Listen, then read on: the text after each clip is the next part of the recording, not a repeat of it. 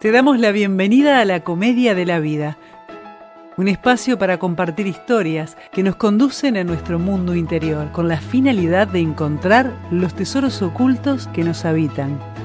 A partir de este momento, contigo, Alejandro y Alejandra. Toda enfermedad es una solución biológica a un conflicto emocional inconsciente no resuelto. Descubrir, comprender y hacer consciente el código secreto del síntoma detiene la enfermedad hasta su total remisión. Dr. Hammer. Cada célula de tu cuerpo reacciona a todo lo que dice tu mente. La negatividad es una de las razones que más debilitan al sistema inmunológico. Bruce Lipton. Aló, como decía mi amigo Abel García, Marcelo Medeiros Cardoso. ¿Estás de vuelta por acá, Marce? ¿Cómo va? ¿Qué dice, estimado? ¿Todo bien? ¿Todo bien? Che, Marce, hoy vamos a hablar de la celiaquía. Contanos, ¿qué es eso? La celiaquía, bueno, según la medicina convencional, la medicina alopática, es una enfermedad autoinmune donde el cuerpo, al registrar la entrada de gluten en el intestino delgado, no asimila, deja de asimilar el nutriente, vamos a decir. Entonces hay una descompensación y bueno, después tiene, según la medicina, un montón de componentes, no sé, me duele el hombro, capaz sea celíaco, me duele el pie, capaz sea celíaco, me duele el estómago, capaz sea celíaco, se asocia a muchas dolencias en realidad, el tema de la celiaquía. Pero básicamente es un tema de no asimilar los nutrientes, ¿no? Cuando el cuerpo registra, es como una alergia al gluten, por decir algo. Me acuerdo de la frase de Lipton que decía recién Ale. ¿Cuál es el origen? ¿Qué programas o vivencias tenemos que activan los genes de esta enfermedad? Porque hay dos genes que están identificados por la medicina convencional como causantes de la celiaquía. Pero ¿qué es lo que lo activa? Bueno, primero vamos a empezar por la primera frase que leyó Alejandra sobre la que escribió el doctor Hammer, que habla de un conflicto biológico y una adaptación biológica del cuerpo. Bien. Y que el descubrir o entender ese conflicto biológico va a hacer remitir totalmente la enfermedad. Eso es real y no según el encare, según a quién le toque, vamos a decir. ¿Por qué? Porque no todos están tal vez preparados para salir de la enfermedad, como todas, ¿no? Hay veces a personas que le va bien, otras que no. Pero según el doctor Hammer o según la medicina germánica, el conflicto del intestino delgado, de no asimilar los nutrientes, es un conflicto de un bocado indigesto no asimilado, bocado emocional indigesto que no se puede asimilar en realidad.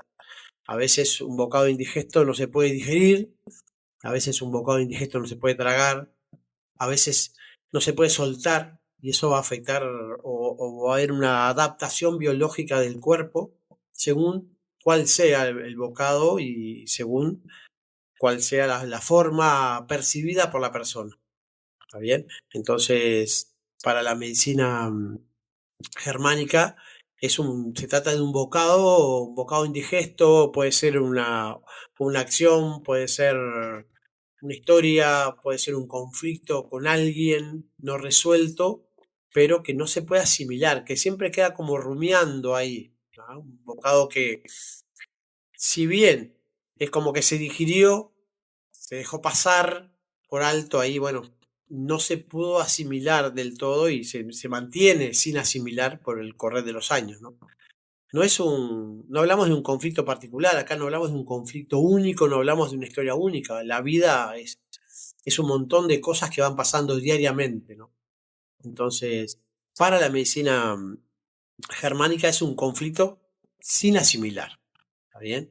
Lo que yo he visto en los casos de celiaquía tiene que ver con un conflicto sin asimilar, pero que tiene un matiz diferente a otros conflictos que pueden generar un intestino delgado con úlceras, por ejemplo, o un cáncer, o unas diarreas permanentes, o un montón de cosas que también son de bocado indigesto sin asimilar. Pero la Eso, celiaquía, por la historia por las historias que yo he visto en consulta, tienen que ver con un matiz específico, que bueno, ya vamos a desarrollar ahora, pero viene por ahí, más o menos, bocado indigesto eso te iba a sin asimilar. preguntar, porque bocado indigesto, muchos o todos tenemos en algún momento de nuestra vida y no todos somos celíacos. Se ve que hay algo que me dispara determinado matiz, uno u otro. Este, y lo otro que te iba a preguntar, y seguramente no da para hoy, es cuál era el enfoque que tomás para tratar a una persona que va a tu consulta por que es celíaca. Me decís medicina germánica, pero seguramente usás más herramientas, ¿no? Sí, son muchas herramientas, esto como un pequeño libreto que yo me fui armando con diferentes tipos de herramientas. Pero lo primero que yo pregunto a quien consulta es cuál es la sintomatología que tiene, porque no todos los celíacos reaccionan igual. Hay celíacos que pueden estar en contacto con la harina y no les pasa, no tienen sintomatología. Pero hay celíacos que con contaminación cruzada, yo pasé por la panadería de la esquina, me agarré olor a harina y pasé por al lado de ellos y ya se descomponen. Tiene otro tipo de matiz en realidad. Entonces, con esas informaciones y ya con bastante experiencia en esto de los celíacos y también con buenas experiencias y no tan buenas en el sentido de que no siempre se resuelve una celiaquía, ¿no? Pero con la experiencia tomada uno puede ir viendo el matiz y por dónde viene según la sintomatología también y la gravedad del conflicto. Pero vamos directamente a lo que es qué es lo que desencadena la celiaquía en realidad, ¿no? Como vos decís, no todos somos celíacos, pero todos o muchos vivimos alguna vez conflictos de bocados indigestos sin poder asimilarlos después, ¿no? Entonces, lo que para mi percepción y lo que he podido ver, también tiene mucho que ver esto con la biodecodificación, también tiene que ver con muchas cosas, muchas herramientas que están en el ambiente. Es una percepción de que cuando la información inconsciente está instaurada en la persona, de que el papá es peligroso. Y vos decís, wow, papá está preso. No, no tiene que ver con eso. Tiene que ver con la percepción y la información que recibió la persona, generalmente de pequeño o de pequeña, al respecto del papá. ¿Verdad? Entonces, ¿qué pasa? El gluten como tal es un símbolo que todos tenemos presentes en el sistema, en el inconsciente, todos lo tenemos asimilado como un símbolo muy grande. ¿Por qué? Porque en todas las escrituras, en todas las religiones, en todas las tradiciones, el pan es un símbolo muy importante. Eh, es importante porque el pan representa en todas las religiones, en todas las tradiciones, mayormente al padre, es quien reparte, quien provee el alimento, no en la modernidad que acá trabaja papá y mamá, ¿verdad? Pero sí está instaurado filogénicamente la información de que el papá es que el proveedor y el cuidador de la familia.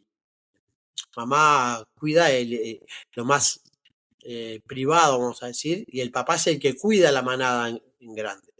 Entonces, está muy asociado el símbolo papá con el símbolo del pan.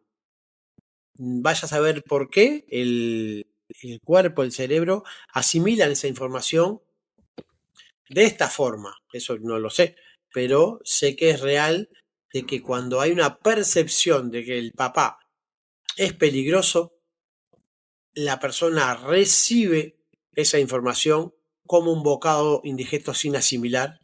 Las vellosidades del intestino delgado es como que se aplanan y no se nutre al cuerpo con las vitaminas, los minerales y todas esas cuestiones. ¿Está bien? Cuando decís, ¿Cómo? Marce, papá peligroso es, yo lo percibo peligroso para mi supervivencia como hijo, o es peligroso en qué sentido? Por ejemplo, y ahí van los grados de celiaquía, y voy a empezar a contar historias, porque las historias van dando mucha luz, ¿no? Una vez me encontré con una persona que tenía un niño que se había diagnosticado celíaco con 7 años, ¿verdad? Cuando empecé a preguntar a la persona a una mujer, cuál era la percepción que tenía ella durante el embarazo del padre de la criatura, ¿no? Y ella me decía que había sido un romance y que se habían juntado un poco, pero no tanto, pero que el hombre no le gustaba mucho trabajar, le gustaban las drogas, no estaba comprometido con el embarazo. Y la sensación de que tuvo durante todo el embarazo esta mujer era, este fue el hombre que yo elegí para ser el padre de mi hijo. O sea, le dio la información realmente de que el padre no estaba en sintonía. Durante los primeros años de vida, el niño recibe ese mensaje y afianza ese mensaje de que el padre no servía por alguna razón. Entonces, por ahí, la información inconsciente que se da en el ciclo de la vida, que se dan cada 7 años, más o menos, según la antroposofía, donde después de los 7 años para adelante ya el papá es el que va a tomar más el mando, la referencia para ese niño, para esa niña, es cuando generalmente el niño empieza a percibir esa peligrosidad, ¿está bien? Pero fue una información que dio su mamá en la panza, cuando estaba embarazada, en los primeros años de vida. Papá realmente no es lo que yo pretendía, o papá es peligroso, ¿por qué? Porque si yo tengo un papá que no me provee, es peligroso para mi supervivencia.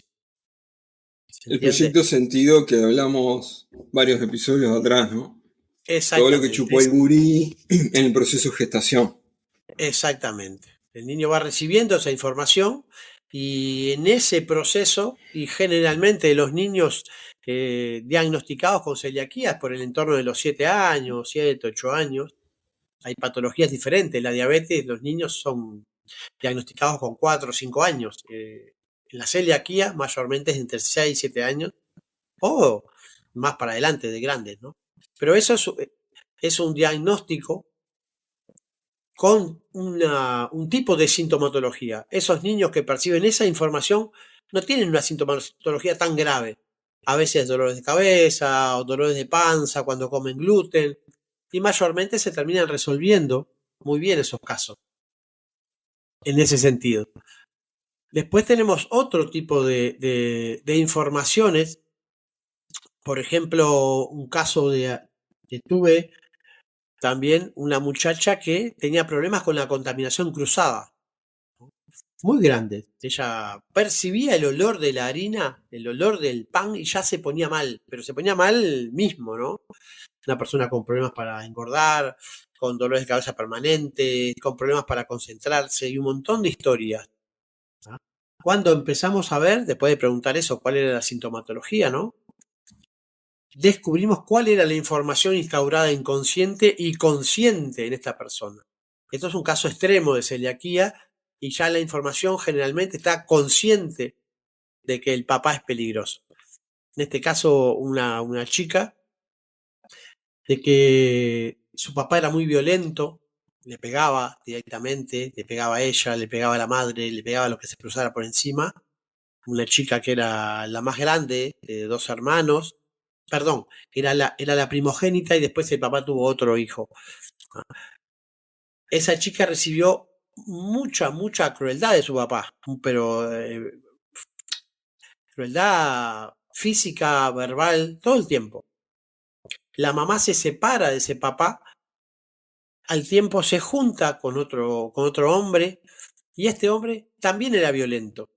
O sea que la percepción de esta criatura es realmente mi papá y que lo sustituye después también es violento, muy violento. El hombre había hasta abusado sexualmente de la criatura de grande. se va de la casa y al tiempo, o cuando abusa sexualmente, la mamá lo corre de la casa y al tiempo él vuelve a la casa de vuelta. Entonces la niña que arrancó con violencia física y psicológica desde pequeña, tiene 14, 15 años y sigue con esa sintomatología. Sigue con esa sintomatología, no, perdón, con esa percepción de la realidad. Pero que ya no es inconsciente, no es un mensaje que está instaurado en código ahí, como era el otro caso anterior, donde la madre le dio esa información, pero ya más codificada. O sea, fue una emoción más de ella, de que lo que el niño podía percibir. Porque el niño, el papá irresponsable, pero en un parque de diversiones. O sea, el papá inmaduro, pero jugaba con él. O sea, él no tenía esa percepción de que el padre fuera violento en realidad. ¿Está bien? Había peligro, pero no era violento. En el caso 2, era violencia de todo tipo y color, ¿no? De todo tipo y color. Entonces, la percepción de la realidad es lo que va a hacer cuál fuerte sea la sintomatología en realidad de la criatura. Entonces, ya digo, hay muchos casos donde funciona de esa forma. Cómo se percibe el peligro, cuánta es la información que da la mamá sobre el papá todo el tiempo. Eso es muy importante. A veces nosotros somos nosotros no, las mujeres, muy cuando tienen estos problemas conyugales, de transmitir esa información a los niños. En vez de resolver, hacerlos parte del problema, y no lo son. Ellas fueron las que escogieron, o ellos se escogieron, pero no el niño no escogió esa realidad. Entonces muchas veces los niños cargan con esa información. Tu padre no sirve, tu padre no quiere trabajar, tu padre es violento, tu padre es malo, y así. Entonces, eso mayormente es lo que hace de que un niño después, cuando empieza a percibir la realidad diferente, cuando tiene 6, 7, 8 años, su sistema diga, wow, tengo que poner una barrera porque si no es peligroso para mí. A veces las personas no tienen sintomatología y pasan 10, 20 años, no tienen sintomatología. Pero cuando se encuentran con una realidad que los pone de cara a ese pasado, por ejemplo, conflictúan. Me pasó hace poquito un caso donde un chico no era celíaco, no tenía problemas ninguno, pero cuando empezó a trabajar, después de estudiar, después de todo, empezó a trabajar, se empezó a dar cuenta de que tenía problemas con todos sus jefes, con todos sus superiores. Y mayormente todos abusaban psicológicamente de él. Él era muy inseguro y ellos abusaban bastante psicológicamente de él. Entonces, ¿qué pasó? ¿El problema eran los jefes? No, el chico se encontró con la realidad que estaba guardada en su inconsciente, con la información que había percibido de pequeño de su papá, que había sido un hombre que había abandonado la manada, se había ido, y su mamá se había encargado de dejarlo bien por allá abajo con el niño. O sea, su mamá tomó al niño y lo llenó de información. Tu padre esto, tu padre lo otro, tu padre no nos pasa la pensión, tu padre no nos quiere pagar el alquiler, tu padre... Y así, el niño se crió con esa información. Entonces, ¿era celíaco? Y tal vez sí, tal vez no. Nunca tuvo una sintomatología. ¿Por qué? Porque su madre le dibujó después la vida como para no tener que percibir esa realidad. Mi papá es peligroso. Pero cuando se encontró en el futuro con un superior que simbólicamente hacía las de padre, o sea, la jerarquía, el que pone los límites, el que pone el orden, ahí fue que se desencadenó las sintomatologías de bocados sin poder asimilar realmente. Tipo que empezó a caer hinchado por todos lados, el estómago inflamado. Entonces, es ahí cuando él se encuentra con la información que estaba guardada por ese proyecto sentido de que ya se habían hablado aquí en otros capítulos. Che, Marce, ahí contaste 3 ejemplos, 3 diagnósticos de distinta intensidad. No sé si son estos u otros de cómo siguió la historia. ¿Qué pasó con ese chiquilín de 7 años? ¿Qué pasó con esa adolescente? Después, no sé si ya adulta cuando la trataste, o el muchacho ahora, cuando empezó a trabajar. ¿Cómo salió de la sintomatología? Entendiendo, con entendimiento. lo que decía Hammer, cuando uno puede entender, puede comprender, no culpar. Tenemos la costumbre de nosotros de encontrar la culpa en algún lado y estas personas pudieron realmente entender que su papá, primero que su papá ya no estaba gobernando, por decir algo. Ellos ya eran mayores, ya eran grandes, no, su papá no estaba ahí, ya no era peligroso para ellos. Entender primero eso, entender el por qué su papá en algún momento se tornó peligroso, a veces porque eran peligrosos mismos, a veces porque era la percepción que tenía su mamá y que trasladaba a los niños. Entonces, el entendimiento hizo que estas personas dejaran de percibir la realidad con un jefe, con un mayor, hasta con los maridos, a veces que también hacen de padres, o las mujeres hacen de madres también, ¿no? Pero en este caso específico, esos maridos que también hacen de, paternan a sus esposas, ellos dejaron de percibir como grandes esa realidad. Y hicieron realmente un clic. Al dejar o de culpar o de sentir ese dolor, hicieron un clic y su sistema comenzó a revertir la situación.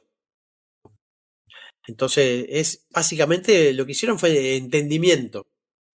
Es como tomar conciencia de que son responsables de escribir su propia historia, ¿no? O sea, responsables. Ya no le pueden decir, no es alguien más, son ellos.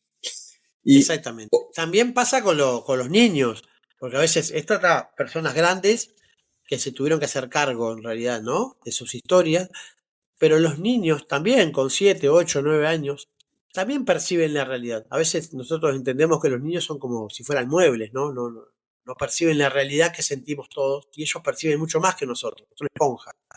Entonces, cambiándoles la historia, cambiándoles la realidad, a veces trayéndole la historia que está ahí guardada en el inconsciente al consciente, hacen que los niños comiencen a percibir la realidad diferente y a aprender herramientas para no conflictuar cuando, por ejemplo, se enfrentan a un profesor, a un maestro o a alguien que a veces pasa con los niños que juegan al fútbol, hasta con el técnico, con el juez, conflictúan con la autoridad, básicamente.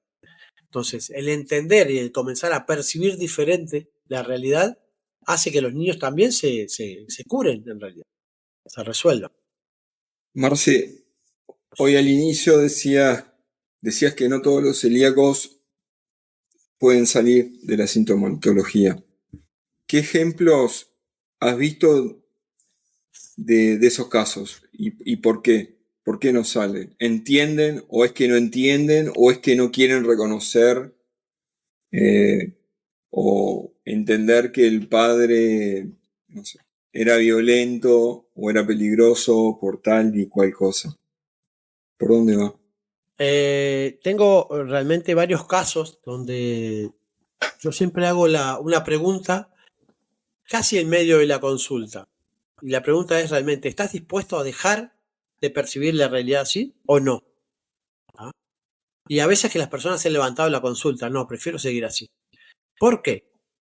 Porque en esa de recibir de pequeños bocados indigestos, mayormente por lo que transmite la mamá o por lo que transmite el papá, el adulto ahora puede también elegir qué bocado comer, puede elegir su bocado. Inconscientemente le está haciendo la opción ahora de decir, bueno, ahora yo escojo qué es lo que recibo. Y es muy simbólico, la comida con la emoción van de la mano en realidad, ¿no? Hay personas que son celíacas que por el solo hecho de ser celíacas tienen muchas ventajas emocionales. Por ejemplo, el sobrecuidado que tienen las demás personas con ellas. Una persona que es celíaca, no sé, hace poquito conocí una chica que iba a una fiesta con su propia comida, por ejemplo. Se llevaba ella su mantelito sin contaminar, su bandejita de comida pronta, su cervecita, pero cuando no sucede eso, hay un cuidado de los amigos, de la familia, cuidemos a esta persona. Entonces le preparan comida especial, le preparan un sitio especial. ¿Qué quiere decir? Recibe Que la esta persona atención. recibe atención emocional diferente. Claro. Y percibe que esa comida que está comiendo Es elegida también, especialmente. Entonces ya no voy a recibir el alimento que me dieron mis padres anteriormente. Entonces es una ventaja también emocional el sentirse cuidado, cuidada desde ese lado. Y hay personas que lo sienten así también, y personas que dicen, no, yo prefiero seguir así. ¿Te das cuenta cuando llega a una consulta la gente y te dice, en realidad a mí no me interesa comer harina? Me dijeron que venga. Me dijeron que venga, exactamente. ¿Entendés? Entonces a veces las personas buscan otro tipo de curas, otro tipo de curas o milagrosas o una pastilla que los cure, ¿no? Y esto es tomar conciencia realmente y hacerse cargo, sobre todo. Por eso digo, Sí, no todas las personas están en sintonía de hacerse cargo. Hay personas, yo trabajo mucho con la percepción también. Hay un caso que lo tengo por ahí escrito de una chica en Brasil, en Santa Catarina, en Sao Bento do Sul, se llama, y lo digo con todo porque ella lo ha dicho públicamente muchas veces, ¿no? La chica pidió consulta conmigo, yo estaba atendiendo en Paraty, Río de Janeiro, y la chica pidió consulta. Cuando yo vi la ficha, yo en Brasil les mando a hacer una ficha antes de la consulta para ver cómo ir la mano y eso. Y también para que se empiecen a comprometer con la consulta, ¿no? El investigar, el contestar cosas, te hace también poner incómodo, pero meterte dentro de esa sintonía. Cuando vi la ficha le comenté a quien armaba la agenda por allá, digo, llama a esta persona y decile, la chica, decile que haga un pan y que traiga un pan. Que se ponga guantes, que se ponga tapaboca, que se ponga lo que sea, una carpa arriba, pero que traiga un pan a la consulta. La chica llegó con sus padres, ya es una señal, 16, 17 años tiene la chica. Llegó con sus papás, se fueron hasta Río de Janeiro, y dentro de la consulta, terminó la consulta y terminamos comiendo pan, todos. La chica celíaca, sus padres y yo, estaba muy buena aparte. ¿Qué quiere decir con esto? La chica se puso en sintonía realmente de salir de ese sitio. Confió donde iba, realmente. Dijo, yo voy a ir por este camino y no voy a ver qué está pasando, no voy a ver qué es lo que me van a decir, voy a realmente a resolver. Increíblemente, con ella vino otra chica, también celíaca, a la cual yo no le pedí que trajera un pan. Simplemente percibí que esta muchacha estaba pronta para entender la información y trajo un pan. La otra chica no, trabajamos todo, yo le mandé a hacerle algunas cuestiones, algunas tareas para seguir con su historia para una próxima consulta. Y ella terminó en los primeros días, después entendió un poco enojada. ¿Por qué a su amiga le habían pedido que llevara un pan y a ella no? Si tenía privilegios la otra para curarse, ¿no? Y era simplemente esa percepción de que yo entendía de que esta chica sí se iba a curar. Y bueno, y ahí se resolvió muy bien el tema de que hasta esta muchacha vino con sus papás, ¿no? O sea, los que habían metido la información aparecieron en escena también, comprometidos con la causa. La otra chica vino sola, vino con esta amiga, pero en realidad vino sola, desde sus pagos. O sea, faltaba ese combo que yo percibí antes de que no iba a estar pronta todavía.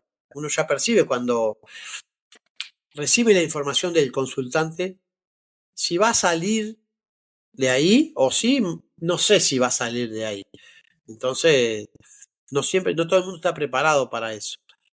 Hubo otro caso de una chica que yo trabajé con, una señora, yo trabajé con su hija. Su hija tenía ataques de epilepsia permanentes todo el tiempo, ¿no? Y trabajamos, consulta, esto, lo otro, y se resolvió la muchacha. ¿Está bien? Entonces la mamá ya vino con una información de que, bueno, en la consulta podían pasar cosas buenas. También no, pero ella ya tenía esa información. Sin embargo, llegamos a la mitad de la consulta y ella dijo, no, yo prefiero seguir siendo celíaca, en realidad. Y se fue. para no enfrentar los propios Claro, dragones, ¿no? exactamente. Y yo ya lo conté, creo, en el episodio anterior, o no me acuerdo, pero una vez un paulista le contó una metáfora, le dijo, te voy a contar la metáfora, todo en portugués, ¿no? La metáfora de la mierda, dice. Digo, la metáfora de la mierda. Sí. Es una metáfora que va mucho con la vida, me decía. y me la contó. Dice, en un patio soleado, se había una montaña de mierda ahí. Si todo el mundo pasaba, esas casas, me decía, esas casas de antes que estaban los cuartos al costado del patio, y en el centro había un patio grande con un aljibe y tal. Dice, ahí había una montaña de mierda. Y todos pasaban para su cuarto, para el otro cuarto, todos vivían su historia, todos sabían que estaba la mierda ahí, pero no hedía la mierda, estaba sequite con cascarita. Claro. Y nada, hasta que un día, dice, alguien dijo, no, yo voy a sacar la mierda mismo, y empezó a echarle manguera y agua a la mierda y escoba, y empezó a jeder mal para todos lados, y jedió en todos los cuartos y en todos los habitáculos de la casa. Pero después la mierda desapareció realmente, dice. Y a veces la vida, dice, y el venir acá a la consulta, me dijo él, tiene mucho de eso. A veces la gente no se anima a ponerse a limpiar porque va a saltar para muchos lados. Por ejemplo, tocar a mi papá, tocar a mi mamá, tocar mi zona de confort, tocar a mis seres queridos, poder entender que mi mamá, sin querer, por supuesto, me pasó la información de que mi papá era peligroso. Mi papá, sin querer, me pasó esa información de que yo no estaba seguro o segura con él también. Entonces, para poder salir de una condición hay que darle al inconsciente una información diferente, al cerebro una información de que ya todo está bien, que hay que Sobreescribir el reinventarse programa, realmente. ¿no? Sobreescribir el programa, exactamente. Podar aquellas redes neuronales que no se van a usar y poner otras nuevas. Entonces, esa metáfora de la mierda tiene mucho que ver con esto de la celiaquía. Porque, ya te digo, el ser celíaco también es una zona de confort para el cerebro, para el inconsciente, que su única tarea es cuidarnos. Entonces, de esta forma yo me cuido. Elijo qué comer, elijo qué tomar, elijo cuándo, cómo, en realidad. Y a su vez, mis familiares y mis amigos también me cuidan. Todo el mundo me cuida. Entonces, tal vez sea más simple de esa forma y no, como decís vos, espantar los dragones, mover los dragones ahí del subsuelo, en Sí, realidad. prefiero decir los dragones, pero que la Quise mierda, buscar la ¿no? metáfora. Claro. Y que, por un lado, estoy en un dilema. Por un lado, la producción me dice que no estamos pasando, y por otro lado, no Recién quiero estábamos terminar empezando. hablando de la metáfora de la mierda, ¿no? ¿Qué episodio? ¿Cómo va a andar?